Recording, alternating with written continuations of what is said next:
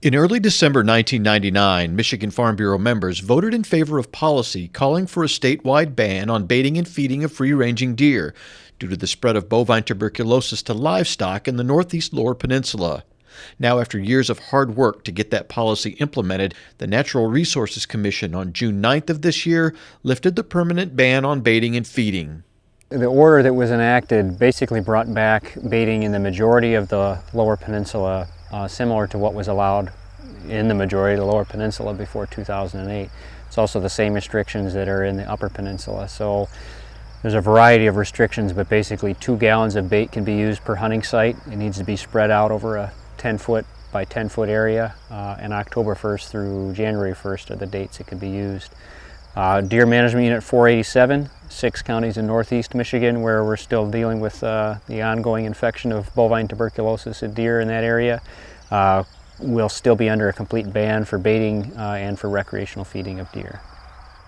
The ban was put in place in August of 2008 in the Lower Peninsula after a deer at a private breeding facility in Kent County was found to have chronic wasting disease. The lifting of it goes against recommendations based on sound science from the Department of Natural Resources. The NRC's decision was especially controversial, for in 1996, Michigan's voters passed Proposal G, which gave the NRC exclusive authority to regulate hunting, with their decisions to be based on sound science. Our concern on making recommendations has always been that any source of artificial feed, something that people are placing down for deer, whether it's supplementally feeding deer in big quantities or down to a smaller amount of bait, that concentrates deer together. So in general, deer aren't going to pick up and move from one area all the way into another to get access to feed like that. But if it's placed down anywhere that they make some type of movement to, they'll concentrate their movements at that location. So baiting and feeding, they don't cause disease, but they concentrate animals together at one site that can increase both what we'd call direct rate of disease transmission if it's present. So that's one sick animal coming in contact with an uninfected animal and spreading it directly. And it can enhance the indirect rate of increase of disease also. That's where bait or the soil or environment around where it's placed becomes contaminated with the disease agent, and then another deer later at a different time can pick that up and then itself and become infected itself. Farm Bureau member Jeff Kalla is a cattleman in Onaway, Michigan, and chair of the state's TB Advisory Committee. He operates in the TB zone, which means every animal is tested once a year for the disease, and if he sells them live, they have to be tested 60 days prior to their movement. The farm is also wildlife risk mitigated, with things in place to reduce potential contact with deer. The lifting of the ban by the NRC, we haven't had a TB advisory meeting since that news has come out. Personally, I feel frustrated. It was a 4-3 vote, 4 in favor, 3 against.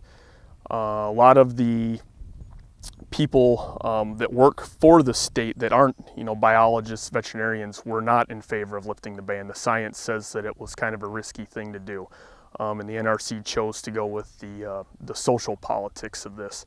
And to me, that's frustrating. When you start making some of these decisions for the public, yeah, it's going to maybe give your public approval ratings, make them a little bit better. But I don't think you're doing the right thing for the deer herd. To me, baiting is not wanting to manage your habitat. And to have a wild deer herd and truly consider them wild animals, you need to have habitat with food, cover, water. And otherwise, what we're essentially doing, in my opinion, is raising another domesticated herd of reindeer. If we're gonna feed these animals like feedlot animals with sugar beets and cull crops, is that truly a wild population, and are we managing the habitat in the best way for those animals to exist? Those that grow crops for deer bait and feed will tell you the ban in late August of 2008 couldn't have come at a worse time, for what they grew that year couldn't legally be used for its intended purpose. Anthony Benkirk is a Farm Bureau member in Saginaw County, where he grows sugar beets for deer feed. Me personally, it cost me well over $150,000 net income. And because of the hardship, it put my business in bankruptcy. And we had no recourse of what we could do with our products that was not sold. I ended up working under over 400 ton of sugar beets, and I had no market for that. Yes, the Michigan Farm Bureau did have the feed exchange that they set up, but by the time that you dug the sugar beets, found a buyer for them, and hauled them to a cattle feeder, there was no profit to be made. I employ on average 10 to 15 people every fall to help me with my business. I ship my product to 70, 75 store locations.